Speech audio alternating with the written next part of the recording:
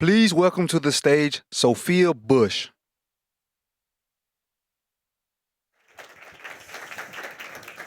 How's everybody doing? Oh, this is loud. Okay, I'm adjusting. I'm really thrilled to be here with all of you today. Hi, Claire. Oh my God. Sorry, my friends in the front row. I've just realized.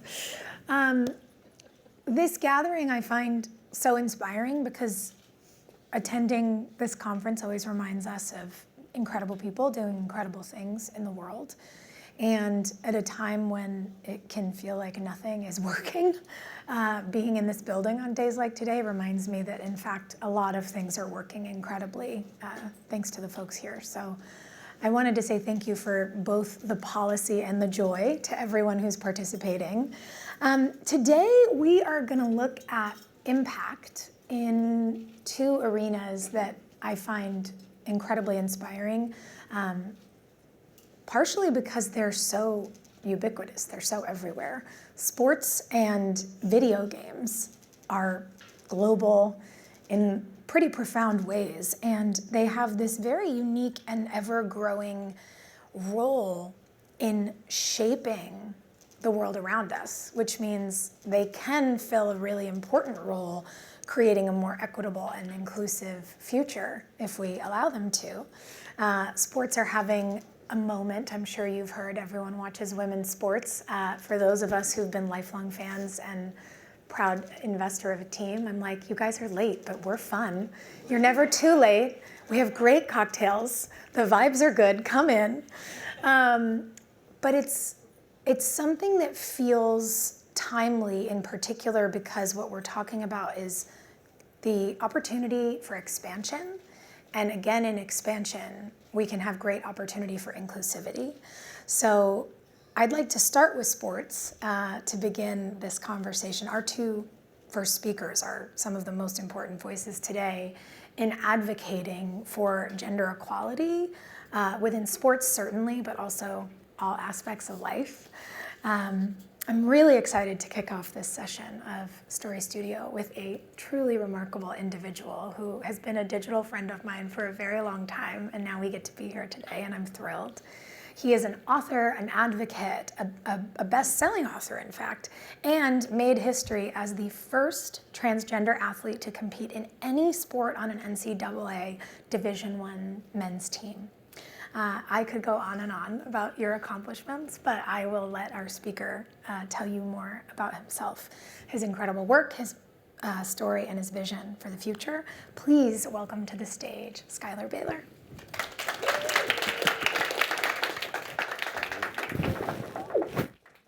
Thanks so much, Sophia. Good to meet you in person as well.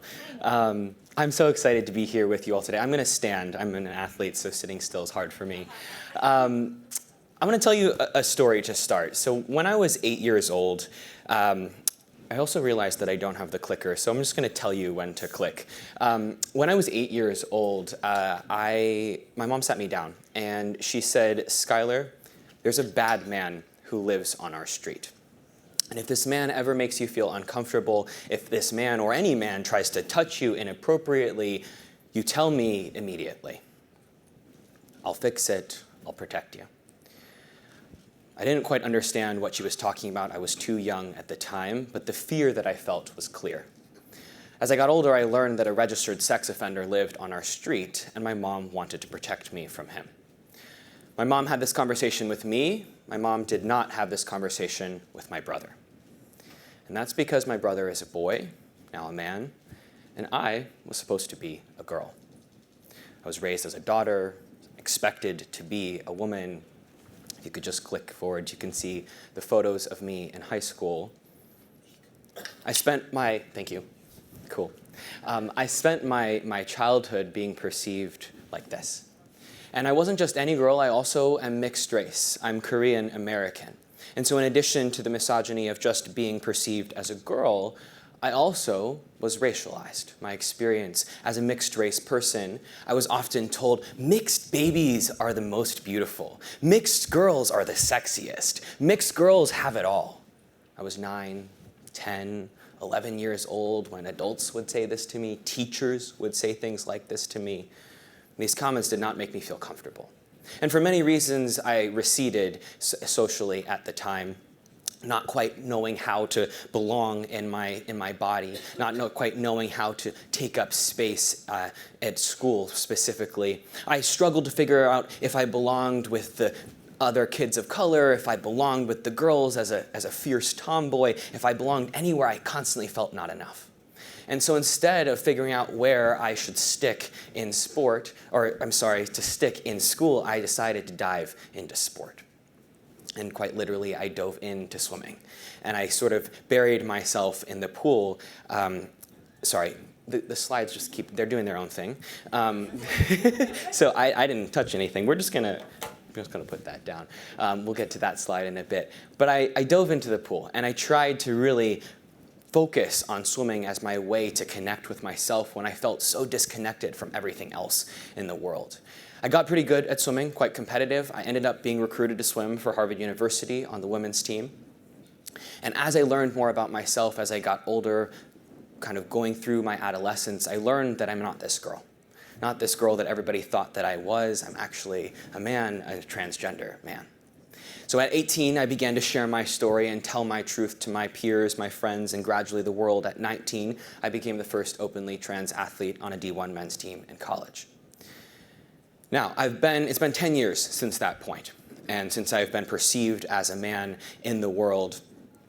And yet that fear that I learned early on in my life of what it means to walk the world as a woman, as a girl, has never quite dissipated.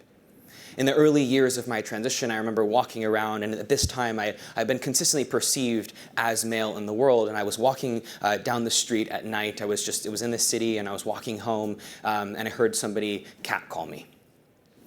And I immediately froze and felt a little bit uncomfortable. I turned to see who was behind me and if I could, give the guy a nasty look or at least ensure my safety. But as I turned around, what I saw behind me was a woman. And it was her who was being catcalled, not me. I said in my head, "Schuyler, they see you as a man, you are safe." Throughout my life in the past 10 years, this has been a repeated refrain. You are safe, Schuyler, the world sees you as a man.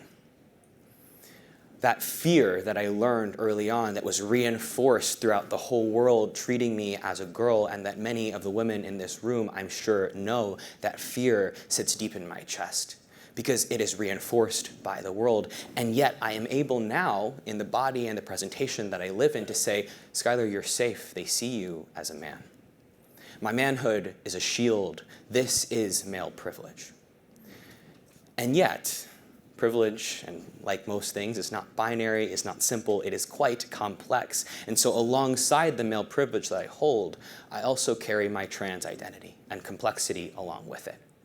When I started on Harvard men's swim team, I had previously spent all of my years in the girls' locker room on girls' teams being perceived as a girl, and being sexualized by the high school boys on my team. So much so that my brother, who also swam on my team, wouldn't shower in the boys' locker rooms because he didn't want to listen to what the boys were saying about my body. So I went from that in high school, and then I walked into the locker room of Harvard Men's Swim and Dive, a D1 men's team locker room, and all the dynamics of what it means to be on a men's team smacked me in the face. I almost quit that first month on the team, not knowing how to hold space there, not knowing how to find my own belonging. Prior to being on that men's team, I had thought that men who catcalled women, men who said negative things about women or who treated women poorly were just bad. I thought that that behavior was so despicable that people who perpetuated could only be malicious. But I walked into that men's locker room and I saw teammates who I had respected repeat misogynistic jokes. And I wondered what was going on for them. I'd watch as they said whatever joke it was, and then they would scan the room, looking for who would laugh, who would smile, who would approve of what they said. And what I found was critical about my understanding about men and masculinity, and myself as well, which is that toxic masculinity is not actually usually malicious in intent. It's actually rooted in the fiercely human desire to belong, to be connected, to feel like you are loved and validated, that you should be in that space too. And I'm not immune to that either. There were many moments, especially that first year on the team, when somebody would tell a joke and I would feel myself wanting to laugh too. And I would criticize myself so strongly. Schuyler, you've been the object of that joke. You've been the victim of that joke before. How dare you want to laugh? But I wasn't wanting to laugh because it was funny. Believe me, it wasn't. I wanted to laugh because I too wanted to belong. And so in my years on that team, I tried to figure out, how can I connect in a different way? How can I reject the tools that are given to me and reject this ticket that is sold to me as a way to belong? Hatred sold as a ticket to belonging. Sameness sold as a ticket to belonging. Bigotry sold as a ticket to belonging. How can I reject that and buy a different ticket? Maybe make my own. How can I connect across difference, across identities that I don't share? And sport was a primary vehicle for this for me. We could have different backgrounds, different upbringings, different identities, but we all showed up at the pool at 6 a.m. We all were not so sure we wanted to jump in, but we did so anyways and practiced together, and that bound us together. Sport as a vehicle to connect with myself and my own body as well as others allowed me to envision a world in which more connection was possible. And I've built off that. Now I give in speeches all around the country and the world, and I've frequently spoken with audiences with whom I would never expect to connect. But after I talk, there's always several people that come up to me and they say, Schuyler, I felt that. I resonated with that. I've experienced that too. This connection that we don't expect is critical. Right now, in 26 states, at least around the United States, transgender kids cannot play sports the way that I have. They are barred, robbed of the capacity to be able to connect both with themselves and with others because lawmakers have decided that they don't allow them to play sports. This is feeding into the rest of the world with international federations banning trans athletes from competing as themselves as well. And this is not just about trans people. If you think that it is, you'd be wrong, because the reality is these boxes affect all of us. Every single person here, you have an experience with gender. Maybe you're not trans like me, but that doesn't mean that you don't have a gender. In fact, I bet that every single person in this room has felt not man enough, not woman enough, too masculine, not masculine, too feminine, not feminine. We've all been limited by this gender world that we're in. And so can we buy a different ticket? Can we step out of that box and connect with others and connect with ourselves in a way that allows us to move forwards? This poisonous anti-trans rhetoric is taking us all down. We all have something to gain if we invest in deconstructing it. This is not a time to sit and watch the game, to be on the sidelines. This is a time that I'm asking you, encouraging you to step into the ring, to dive into the pool, to step onto the field, because the stuff that really connects us is so powerful and so important. We all have a role to play on that field. Thank you so much.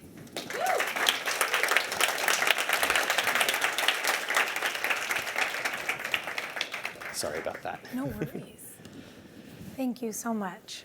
I want to touch on something that you said, that this rhetoric isn't just anti-trans. Yeah. And one of the things I think is incredibly important for us in, reminding that our liberation is all bound together, is to make sure that we understand what's at stake. And just like the experience you talked about that you grew up with, knowing how scary it was to move through the world in a female body, it can't just be women who talk about rape culture, and it can't just be trans folks who talk about protecting bodily autonomy. Totally. So it feels important for me as a cis woman to say to my friends in this room right now, it's not an accident that we have seen more women break from conservative party lines in this country and vote to protect autonomy, vote to protect reproductive rights in America, and the right is viciously attacking the smallest and most at-risk group of folks whose bodily autonomy matters for their survival. Because if they're losing the conservatives, they're going to try to figure out another way. And so whether or not I might ever lose a version of my health care if you lose it, I'm absolutely going to lose mine too. And those are perspectives that I'm really grateful for you giving to the rest of us in the world to see how all of this is so connected. Now, heavy, I want to know what, in the face of that kind of heaviness, what in the face of these sorts of attacks on all of our rights, what is bringing you joy? What are the projects that you see as working? What do you want to highlight? Not just a crisis, but a joy in this moment. Yeah, thank you for that.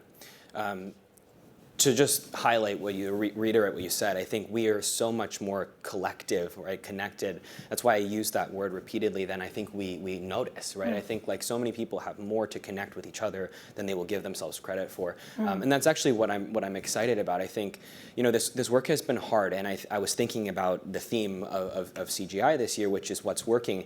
And right now, for a lot of trans rights activists, we feel like a lot is not working. It's very hard. There are literally hundreds of anti-trans bills right now attacking trans kids mostly, but trans people's rights. And it's devastating, and it feels like it's not working. But what I have seen really work is community, right? How can we connect with people that actually we do connect with, that we have a lot of overlap with? So I'm actually in the process of creating a sponsored retreat for trans athletes so that we can just be us together. Because there's so few resources for trans athletes to feel like we have a haven from all of the hateful rhetoric. So I'm really excited about that. It's called Transcend, and just, again, trying to create space for us to be like step out essentially of the spotlight for a moment.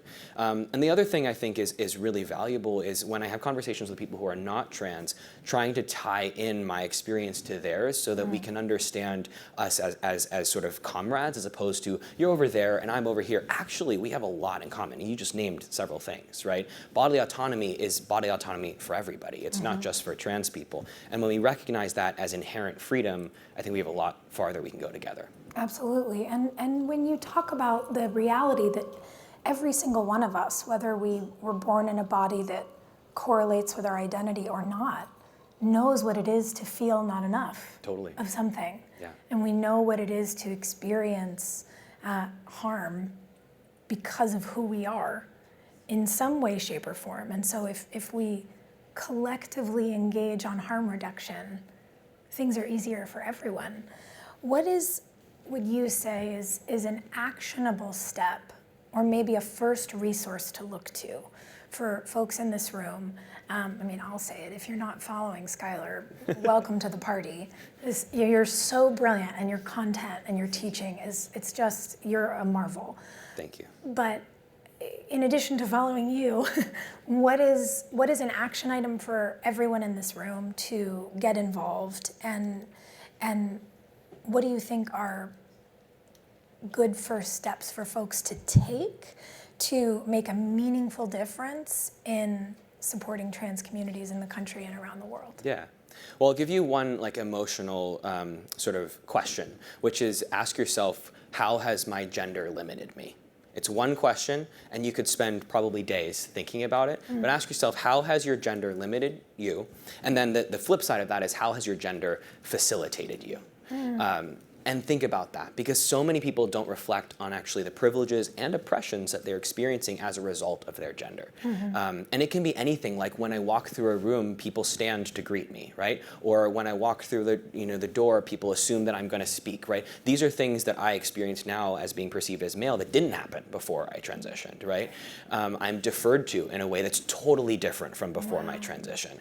Noticing that for me is so natural because I didn't have it, and now I do. But most men probably haven't noticed that, right? And on the flip side, what are the ways in which your gender has stopped you from being able to do X, Y, and Z? I think for a lot of women that might be easier to notice, but there's also different things that being a woman has facilitated that I've lost.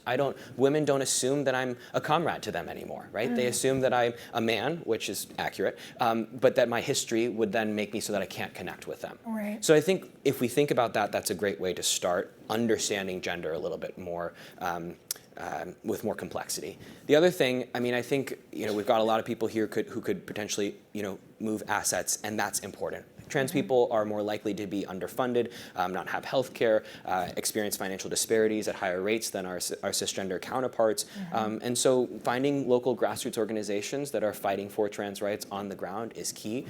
If you're passionate about trans athletes, then you can come talk to me. So it's a personal plug because I'm working on that retreat.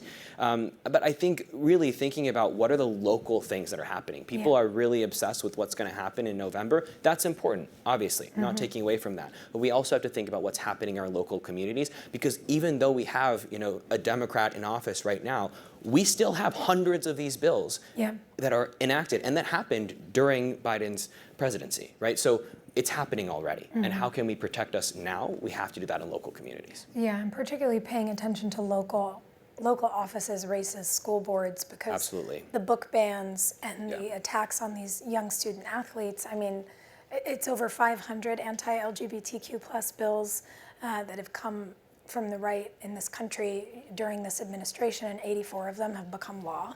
And the fight it takes to simply say, please don't harm us, is long and, to your point, expensive. So organizations absolutely need to be better funded, and thank you for all of it.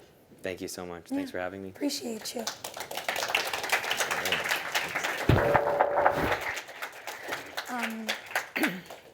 Thank you.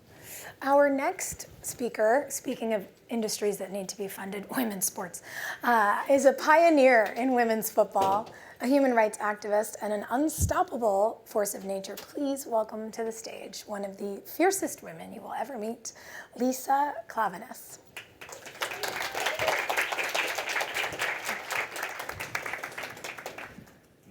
Hello, everybody. It's a privilege to stand there to speak to you, tell my story, my vision, and it's all about kicking. And my first true love in life was a football, so soccer ball, but football.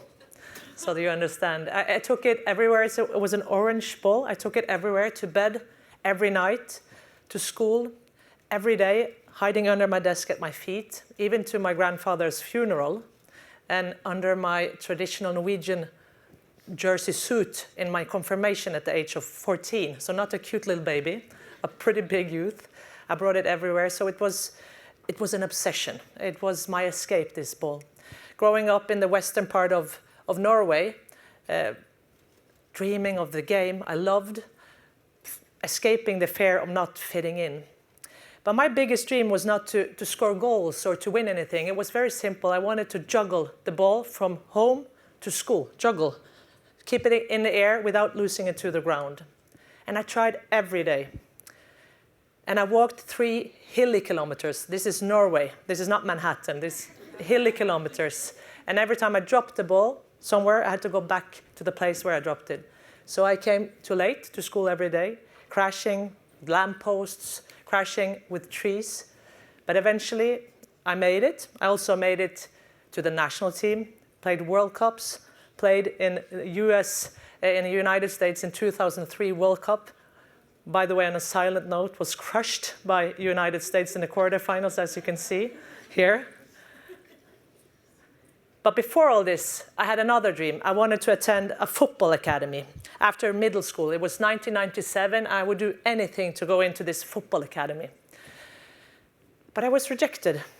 Schuyler talked about gender. I was rejected. This was the only academy in my region, but it was only for boys. And I could not understand it, so I brought out the phone book. Remember those bricks, phone books, big ones? And looked up the number to the Gender Equality Minister of Norway. Phoned her, also with the old phones, where you had to wait for the circle to go around. Phoned her. I had to fight this.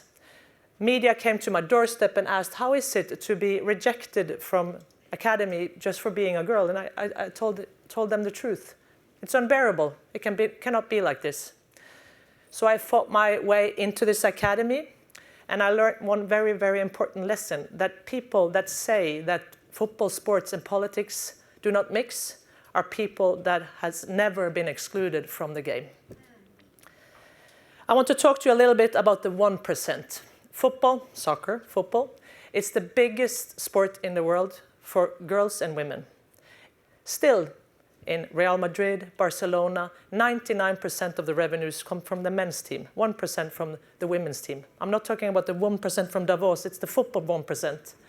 Yes, we see a lot of progress, Angel City, we see a lot of progress in the world, but we have to remember, Bill Clinton said earlier today, that trend lines are very important. So we have to remember that when the men's game grows, the gap between our daughters and our sons is widening. It's widening for us all the time. People say, and it's not, we have to admit, we have to be honest that football, it's a beautiful game. I love it, it's an obsession. But it's also a place where women, because of gender, is being systematically discriminated. And this is not just wrong, it's also a failure to prepare for the future. Change takes time, I often hear. Be patient, change takes time. But time alone won't fix the parts that are broken. It won't.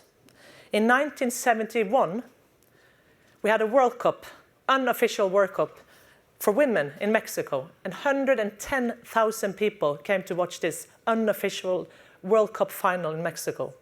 110,000 people to the stadium. And I just heard about this final. The history has just silenced the whole final. You heard about the men's in the 30s and 40s and 50s. But this final in 1971, nobody hears about it. It took 20 years after this final until the women got their own official World Cup for women. Change requires leadership. It requires passion. It requires friction. It will not happen out of itself. It requires that all of us in the boardrooms lean into it. In 2022, I stood in front of the FIFA Congress in Qatar speaking about human rights. It was a very controversial speech. And many people have asked me, what did you feel before you went to the stage? And I can tell you I felt a lot of things. But one thing stands out. It was the first trip I went to after stopping breastfeeding my youngest son. So my biggest fear was to leak milk from stage in front of the world. Leadership is physical, it's mental. It can hurt, it can be ecstatic, but we have to lean in with the bodies we have, with the health we have when we're called to act.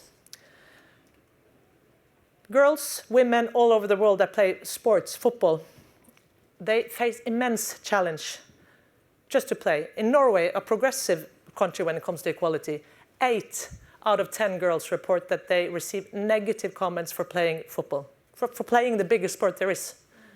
You know how many boys who report the same? 0. No boy gets a negative comment for playing football. So even in progressive places, we have serious work to do. But change is of course possible, and that's my main message today. In 2011, when the world watched the civil war of Syria unfold, the Norwegian Football Federation built pitches in Jordanian schools to host Syrian refugees so that children, Jordanian and Syrian alike, could feel like kids again. But the core of this project and the other projects we have in 15 different countries, now with Palestinian refugees, Ukrainian refugees, is that we coach women, female refugees as the coaches, as the sports directors, as the bosses on the field. Really empowering the ladies, but also bringing up role models for the boys and girls who's never really seen a female coach with the whistle in her mouth, leading, a mother leading the session. So this is what I'm really fighting for, a world where every girl feels that she belongs, knows that she belongs in sport, in football. Not just accepted, belongs. So these are not just numbers or projects, these are real stories about real change, real empowerment where women can lead, they can play, compete with their friends, be friends with their competitors, real empowerment. And we want to scale up these projects because we think they really work. So let's talk long term. Let's talk about the year 2100. It seems a long way, but it's still, my kids will be alive then, so it's long term. What can we do today to be those ancestors that leave a sport behind where it's equal opportunities for everyone? And I think if we don't act today, we will fail the generations to come as we did those before us. And we cannot do that without, we need to kick that. We need to kick that development. We need to do something about this one. It's our chance now to play a longer game. It's not just about winning today. I'm a competitive person. We want to win. All footballers want to win. But it's not just about winning today. It's for the generations to come.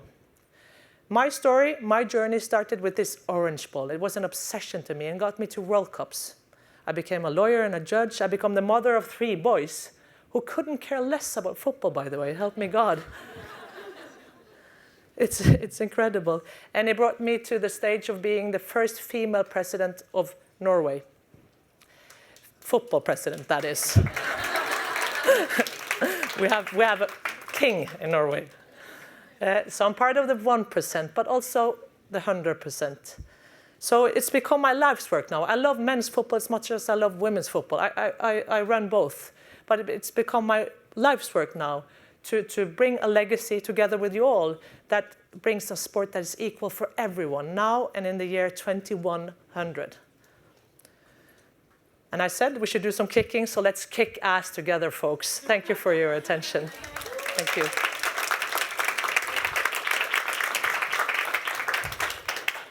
I will just bring you my present. Oh. I'm going to try to play it very cool. Because I lost so many times to the United States, I thought you would get a Norwegian jersey now to influence you a little bit. I love it. Thank you so much. I'm going to have to get you one. Yeah. We lost in the players' tunnel against US because they were so self-confident. So they psyched us out already there. Well, the confidence, though, instilled by sport, particularly when you speak about that gap for boys and girls, it is a lack of vision about the future, because we know that here in the US, 84% of women who occupy C-suite positions played either high school or collegiate sport. But we also know that 1 in 2 girls in this country is dropping out of sports by the age of 12 because of body confidence issues and shaming.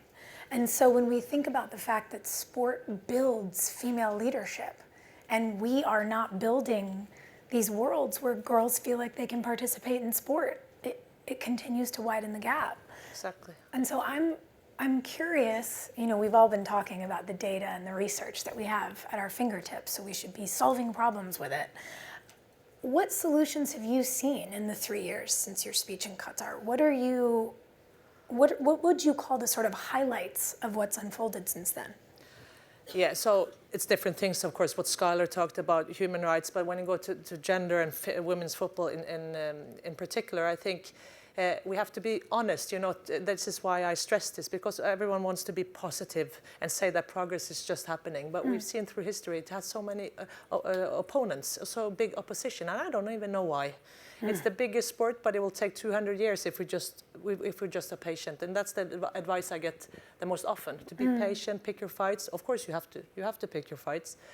So what I've learned in these years, it's been a lifetime journey, of course. I was the technical director before I became the president, so I led the men's and the women's national team. So I know how hard it is to take money from the men's side to the women's side. It doesn't really work. So it's a political work. So I think the 2 things that really work, of course, apart from attitude, speaking about it, trying to unwrap the bad attitudes that are in leadership, I think, is to get coaches out on the field, female coaches, mothers, sisters out on the field, close to the game itself, not just be around. It's also very good to have people around doing drink and food, but to have the bosses on the field, that generates an empowering system.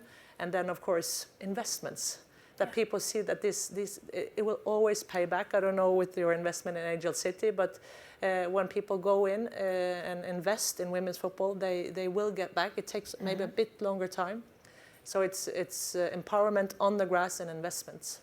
Yes. Now, you mentioned getting women out in these leadership positions. You talked about your experience going to give that speech as you were walking out there with a new baby at home. I sort of hate that men never get asked, how do you balance your family and your career? But we know that the emotional labor for women is simply greater. And I'm really curious what challenges you've faced or what solutions you think you've seen in the workplace because of your unique position, being a mother and being a president. Yeah, first of all, I get that question a lot also. Why do you always get that question and not your male president? Because I'm one out of 3 female presidents out of 55, so we're only women, only men. But I wonder why men does not get that question, because it's the hardest part of being a president with 200 days on the wheel away from home is to always say goodbye to my children. They're small, and I'm very proud of feeling this. I want to be a good mother. I want to be a kick-ass boss also. Yes. I want to have 100% both places. And of course, I believe it's possible. So that's why I try to bring my kids. I tell about this milk story because it's the truth. And it's a bodily thing, like Schuyler also talked about. It was what happened to me. And since that was in a country where many of the women was on the outside, and we were very, very few women. That is a perspective I want to share. I want it to be normal to have a baby, to breastfeed, and for me, it's not a feminine thing. It's more of I'm a footballer. You know what it is. It's an operational thing. It's a physical thing. It's a mental thing also. But of course, your body needs to work. You need to accept. You need to have a good bra. So for me, it's actually a very practical thing. Yes. You cannot leak milk when you go to stage. So we have to share. So it's a feminist project, but I mean it's also an operational. What list makes it work so that we can have more female leaders? We need 10 times as many in 10 years. We cannot wait 50 years. We need it to happen now. So then we need to be practical as well as political. It's project management solutions in a way. Yeah. And like put that. words onto it, because you have to find them yourselves all the time. And I think when you're insecure enough in a country where you're afraid or you feel other threats, you need a team around you that have the skill to build you up with the project management. And so much of your work, as you spoke about earlier, you're focused not just at home, but in the Middle East, throughout North Africa. I'm curious what kinds of innovations have been required that might be different geographically, but where you're really seeing great results. I guess the projects, they're easy in the sense that it's a ball, and when you have a ball, it's limited value. For me, it was, my best friend. It's a bit sad, I guess, when you're 14, but the real value is when you start to play with it. Then you can have, it gathers billions of people every World Cup on linear TV. People don't watch linear TV anymore. When it's World Cup final, men or women, billions watch at the same time. So when we have project, it's just we know what it takes to make a good session. You need enough balls, you need some cones, you need good equipment, and you need to talk to parents, of course, so that the girls and boys feel safe. And then the women need to feel safe enough to lead the session. It's easy things. It's passing exercise, make them comfortable, make them feel like professionals. So it's of course the competence part. So you give them a proactive feeling of being in charge of the session, and it's actually also an equipment side, so that they all feel comfortable in what we're doing now with the ball, with the equipment. So it's not difficult, but the complexity, of course, comes with the Muslim country, all these things, and gender gaps. But when you go in with trust and patience, it always works. It's 100%. The mothers love it. They love to lead. It's like leading a birthday party. You just need to learn about. And women lead the birthday parties. So patience and of course open-mindedness and equipment. It's the key. Thank you so much. Thank you so much for having me here. And thank you for my jersey. Yeah, wear it. I'm going to. Thank you so much, Lisa and Schuyler, for joining us. We're going to shift gears now and get into video games, a topic that might seem a little unusual for CGI. It's a first for the stages here, but it really shouldn't be. This year alone, nearly half of the planet identifies as an active video game player. It's a lot of people who would say, yeah, that's me. So when we think about innovative solutions for the future, our next 3 speakers will demonstrate how video games are not just part of that process, but have absolutely become integral to it. Please welcome to the stage Ava Valandez, David Putrino, and Idris Brewster.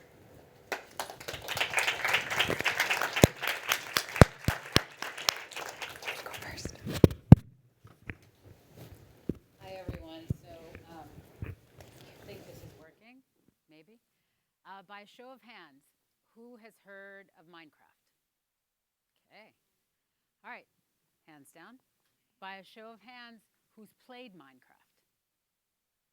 Oh, you're in the same position I was in before I came to Minecraft. I have spent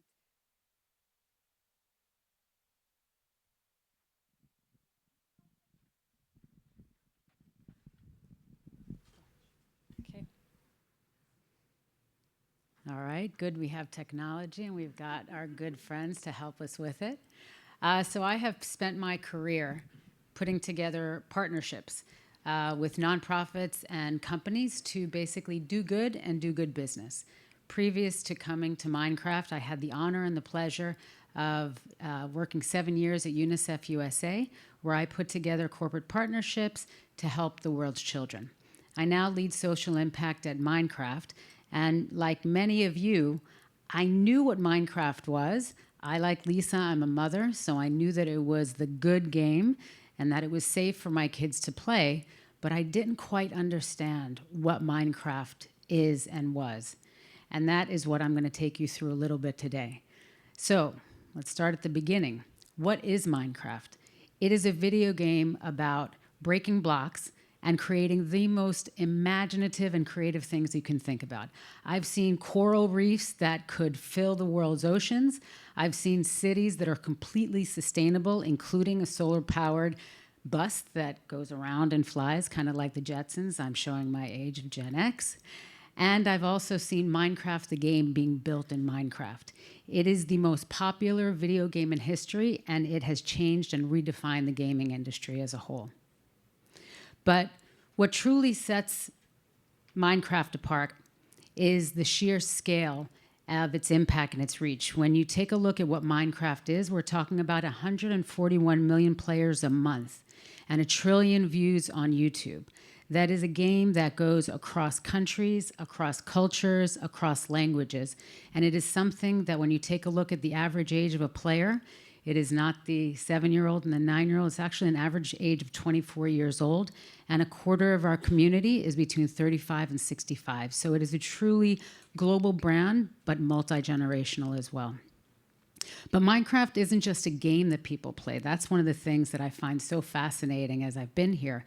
It is truly something that brings people together. It brings people together to foster a community that is incredibly vibrant, creative, and engaged. During the pandemic, as classrooms closed, as schools closed, as buildings closed, Minecraft became something very different for people. It became a classroom.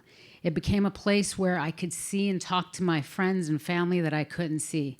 It also became a place where in this country and around the world, there was social unrest happening. In this country and specifically, it was happening with the Black community. And we brought a game together called Good Trouble, where our players could come together in Black Lives Matter Plaza and could stand alongside and join activists seeking racial justice. That same year, we donated all of our profits on Juneteenth, about $2 million, to 3 organizations that were fighting the fight for social justice in this country. And Good Trouble is something that continues to be a free resource to classrooms and to students around the globe. Mojang's success and Minecraft's success is not just in the number of players and in the community engagement, but its cultural significance. I talked around just now about Minecraft education. We've found our ways into classrooms. So students today are learning to code. They're learning about what is climate change, not just about what I'm reading maybe in a school book or seeing in the news, but I'm able to see it because I'm playing the game as a penguin, and I'm seeing what the frozen planet's gonna look like. It's also a place where we are teaching children how to be active citizens and build a peaceful world. We came together with the Nobel Peace Center and their first interactive game, and we created Active Citizen.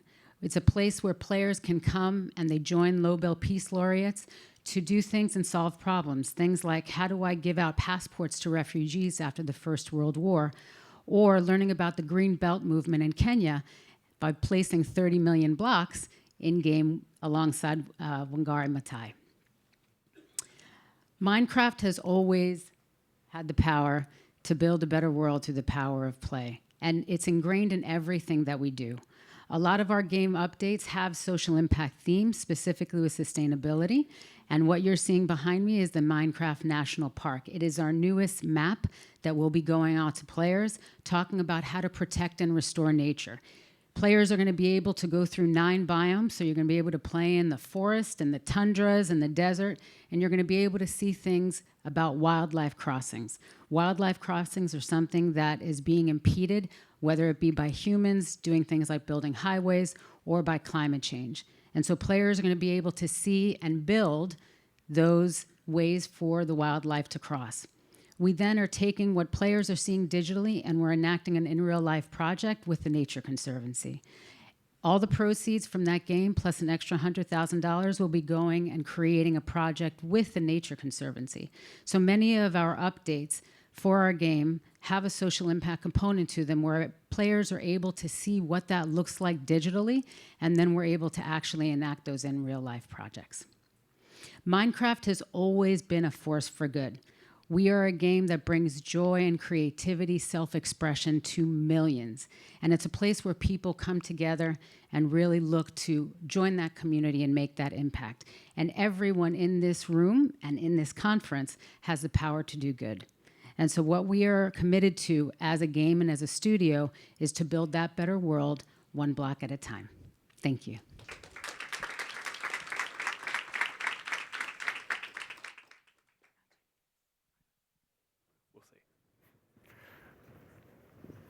That was awesome.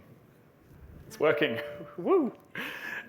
Okay, well, this has been such a great session already. I feel very honored to be here, and thank you, Ava, for that. That was amazing. My name's David. I work at Mount Sinai, and I'm the director of what's called rehab innovation at the Mount Sinai Health System. So basically, it's my job to take technology that I think can be transformative in the lives of the people that we serve, and really, I think to borrow a theme from CGI, really ask ourselves what's working. There's a lot of research out there that might say, hey, this is the greatest thing ever and all patients should have this, but when we get it into the clinic, it doesn't work. It doesn't do what it's supposed to do. It's not really changing lives or moving the needle the way we thought. So my job is to really push the limits of what's possible, run the research that needs to happen, and get it to my patients. My background, if you can work through my confused accent, I grew up in Western Australia, trained as a physical therapist out there. And when I was working there, I had kind of a very unusual clinical life. I worked in critical care settings with people who are recovering from stroke, spinal cord injury, traumatic brain injury. But then I also worked with high-performance athletes. And there was something that really stuck with me when I was sort of working at the intersection of neuro rehab and high-performance sports. It was that when you work with athletes, you're working with them 24/7. Every single day you're trying to keep them engaged and like, let's get you working harder on this and let's make sure that you're not bored, and here's a nutritionist and here's a sports scientist and all the rest of it. When you work with a stroke survivor, you say, well, we're going to do this for about 15 minutes and we're going to hope that this movement comes back. And I'm going to just leave you doing this because I don't really want to watch that because that's kind of boring. And that's the level of care that a stroke survivor gets versus someone who's recovering, someone who's just trying to play a sport really well. And when I saw that disparity, I started to think, okay, well, I'm a grown-up. I understand that we have a budget for sports and we have a budget for public health, and for some reason they seem to be switched. But I wonder what we could do to get a similar level of engagement, a similar level of enjoyment into this community. And so I started working with gamified rehab. So I started to work with, again, I'm also dating myself. I started to work with Nintendo Wii, Microsoft Kinect, the OG Kinect when it first came out, then the Kinect 2. And we started to create gamification of rehab. So we would have stroke survivors who started to get, several thousand repetitions of movement, where initially they were getting 10 or 20 repetitions of movement. And, and so the outcomes were incredible. We showed that we could scale and deploy this to thousands of people, sometimes tens of thousands of people successfully. It's cost effective. Things are working really well. And so this is the sort of thing that I do at Mount Sinai all the time. We get to work with all sorts of amazing technologies that range from tele-rehab systems that we can deploy to thousands of people, as well as brain-computer interfaces that we implant in people with severe disability and allow them to cognitively control digital devices. And so that's some of the work that I do working with people to overcome disability. But I'm going to talk a little bit about what happens when we step out of the medical model of disability and we start to talk about how we can create inclusion in sports. And that's going to start with, I guess we've just got one image here. I'm going to tell just a quick story about meeting a young man by the name of Chris Scott. Chris was a gentleman that I had the honor of meeting in 2018. He was a skydive instructor who had completed over 900 jumps, and one day his chute didn't open correctly, and that led to a catastrophic injury. He miraculously survived the fall, but he fractured his C3 vertebrae, which meant that by the end of it, he had no movement of his arms or his legs. And his neuropsychologist, Angela Riccobono, came to me and said, listen, I'm kind of stuck on what to do with Chris, and he's having a hard time accepting where he is. Can he meet with you? And I said, well, of course, bring him to the lab and let's see what we can do. And I didn't know what I was going to tell Chris, but he came and I sat with him and I chatted and I said, okay, well, tell me what you like to do. And he said, well, I love gaming. And I had done a lot of adaptive esports work in my time with buttons and switches and things, but I'd never worked with someone quite as disabled as Chris. And I said, okay, well, show me how you game. And he sort of indicated with his head that I should rustle around in his bag, and I pulled out this device that's called a quad stick. And it's a sort of a sip and puff straw that you pop in your mouth and you can move your head around and it controls a joystick. And we sat down and Chris proceeds to just kick my ass at NBA 2K, which is a basketball game on Xbox. And I mean, I'm not pandering to anyone. I am working my hardest and this guy is just pantsing me, very embarrassingly in front of my entire team, destroying me. And I immediately said to him, okay, well, we got to form an esports team.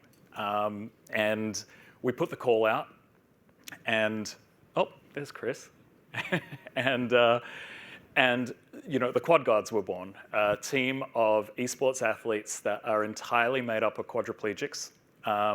These folks started getting out there into the gaming world and were winning competitions that were run by non-disabled people, for non-disabled people.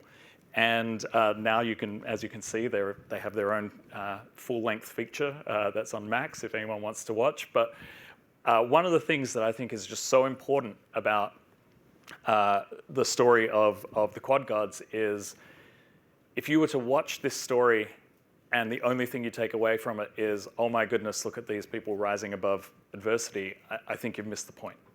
I think the main point is look at what we've lost in terms of the personalities, in terms of the talent, in terms of the skill, in terms of the competitive killer instinct, by not creating inclusive environments where these people can compete, because they want to compete and they want to kick ass, and they do kick ass when we give them the technology. And so our story is by far, it is not done. What we're trying to do is just continue the inclusion. What we will be doing in 2025 is we now have, thanks to Logitech, an adaptive esports tournament that is across the whole world where disabled athletes can compete for $40,000 of cash and prizes in esports competitions. In 2025, we will be announcing the first ever implanted brain-computer interface heat, where athletes who have implanted brain implants can compete only using cognitive control. So that's the future of inclusion in esports. I'll leave it there, but thank you all for listening.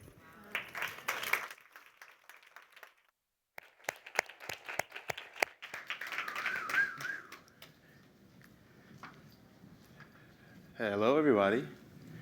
Hey. My name is Idris Brewster. I'm the executive director at Kinfolk Tech Foundation.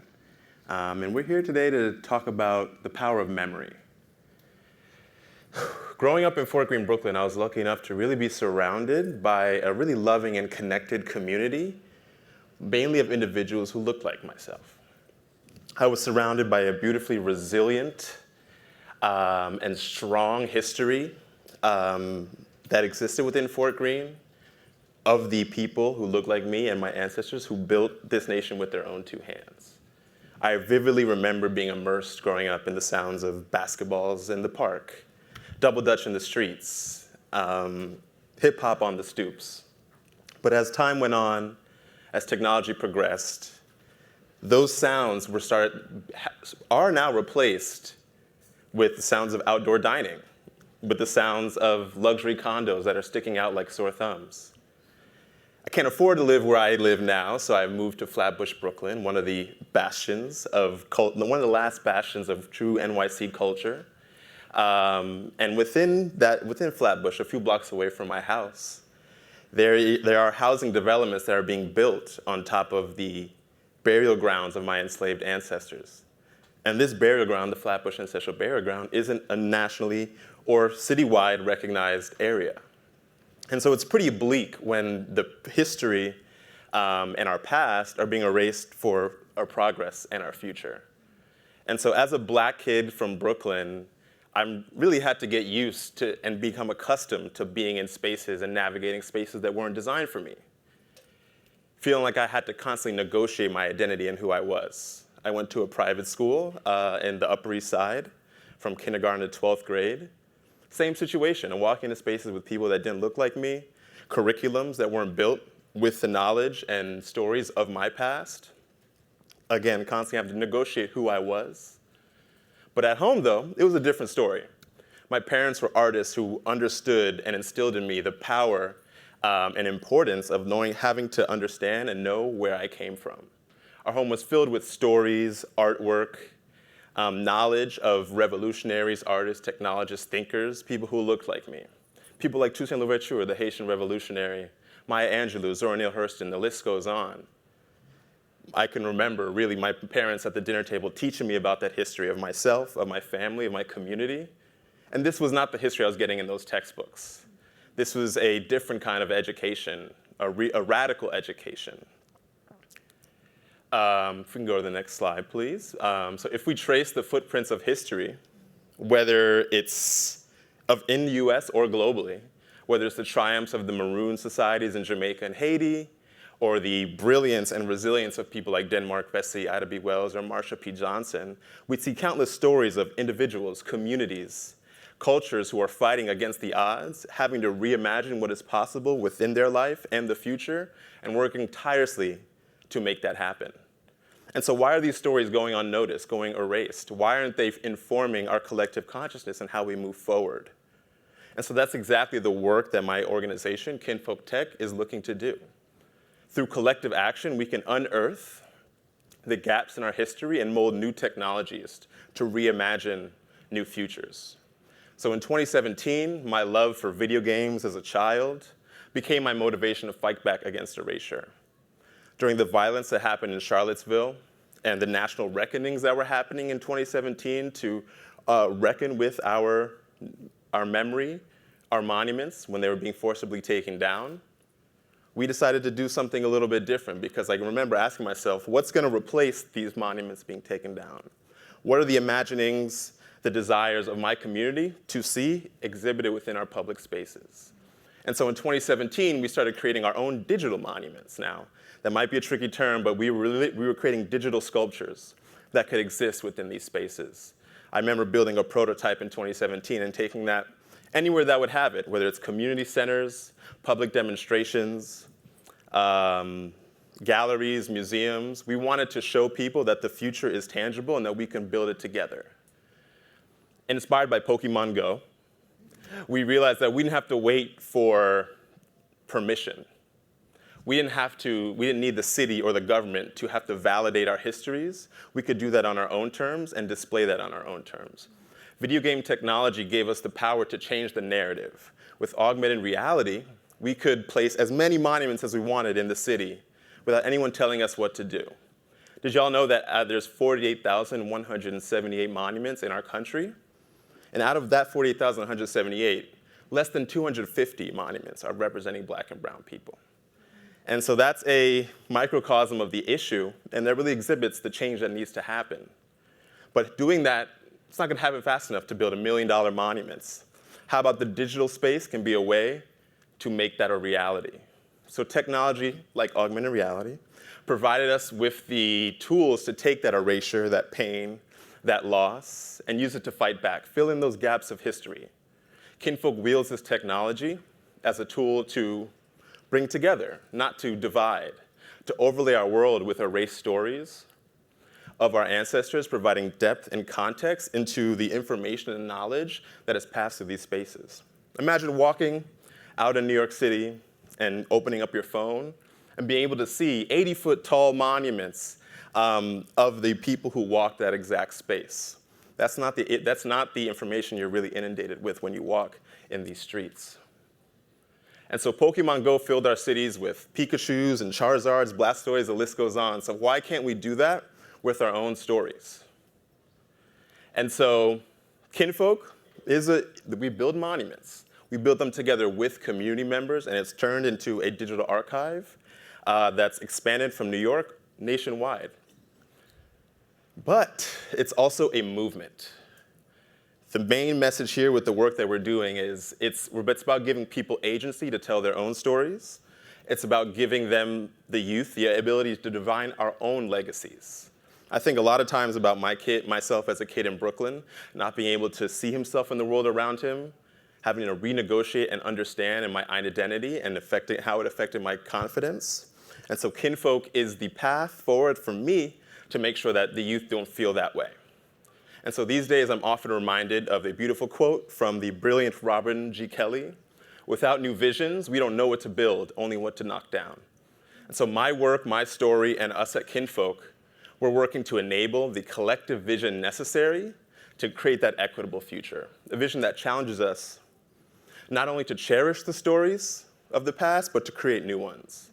And so by freedom dreaming, by invoking our radical imagination, we can turn our cities into spaces that are defined and reimagined by those who inhabit it.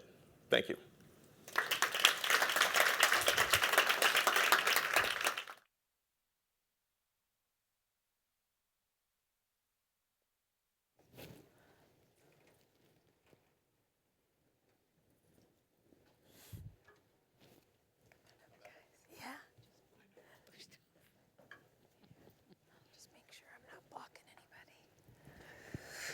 Wow, thank you all so much. Does anybody else sitting here in this room, anybody else thinking like, wow, I'm maybe not just doing enough? Something that really struck me listening to your three stories is that you all come from backgrounds that we might not associate with video gaming. And I'm really curious how that non-traditional pathway into this space has actually enabled you to build more fantastical and inclusive things within these technologies that you work in. I can start because the mics work. Thank you very much for fixing this. For me, having come from UNICEF in particular, I was able to bring the part of how do you create social impact. That was one of the things that they looked at for when they were looking at it. And I'm very grateful that they looked at somebody that wasn't in the video game industry to come in and looked at it from the other lens. For me, why I came into video games is because it is the future. It is where my kids play. It is where we all play. It is where communities are born. And where, at least for Minecraft, where people can come and be who they want to be.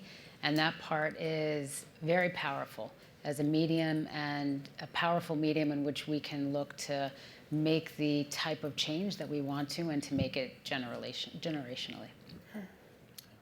I think for me, it's a fairly direct correlation. You know, working in healthcare and initially this new bump in technology for video games meant that video games were movement for people who needed movement. And then we started going a little deeper and saying, okay, well, what if you can't move in this way, or what if you can't move in that way? How do we build things in? And because my team was one of the few in the world that was actually doing this in healthcare, we had partners like Logitech reach out to us and say, well, can you help us develop stuff for disabled people who want to play? Because we want to create an environment where everyone plays. And as we started to do that, you know, that was when we actually started to catch on to the social benefits of play, you know, and the social benefits of creating an environment where everyone can play. And, you know, social health is rapidly, or it already is the third dimension of health, but it's rapidly becoming recognized as that. You know, if you're lonely, it's the physical equivalent of smoking 17 cigarettes a day. So we have a reality where folks who live with disabilities are put in a room and they're told, you know, we'll take care of everything. You just stay in this room. And a lot of people with spinal cord injury, that's their reality. And, you know, I had, you know, I would say we lost Chris in late 2019, and I had the terrible privilege of being at his side in the ICU when he passed. And it was not lost on me that he went from someone who very much did not want to be in the world to someone who was fighting to stay in the world. And it was all because of the community that the Quad Gods gave him. It's something that they haven't forgotten either, that they keep at the forefront of their mission to bring more people into the fold and give more people with spinal cord injury a chance to connect. And, you know, that level of inclusion, that level of social benefit, you can't put a health price on that. It is crucial, and it saves lives. Wow. That, yeah, I need a second because that was definitely very touching. So I appreciate you sharing that. I think for me, I grew up a gamer. I was playing video games since I was 4 or 5 years old. And so that was an inherent part of how I learned, how I engaged with the world. And I think the idea of being in a video game, it's a limitless space. Like, you can fail, especially when it comes to education. You can build what you want to see. You have an opportunity to try things, experiment. And I think world building is something that is really powerful in video games, but it also, we all engage with world building. It's how we're immersed. It's how we identify with things and envision about the future. And so when I got the chance to build my own organization, it was a no-brainer that what I learned in terms of the importance of video games and immersion in different worlds was a tool to really change narratives. Immersing people in the story, it's like another level of engagement where you can put yourself in somebody else's shoes from a first-person perspective. And so that was extremely important to give that to other people, and especially when I'm trying to tell stories that most people don't know about. I'm trying to get people to shift their perspectives on certain groups and certain histories. Giving people the chance to be in their shoes, engage with another seemingly human experience is super important. And nothing quite hits that like video games and immersive experiences for me.